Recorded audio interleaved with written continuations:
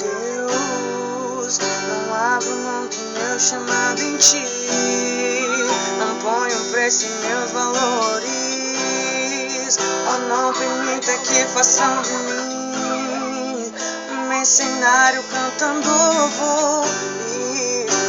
Os muitos cantam que é adoração, mas toda glória eles vão dar a ti.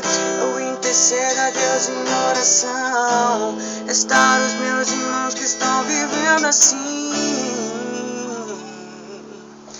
Fala com eles, Pai, pois vão te escutar. Assim como eu te ouvi, tive que repensar, pra não me corromper, não me contaminar. A raiz de todos os males, por favor, mostra pra mim.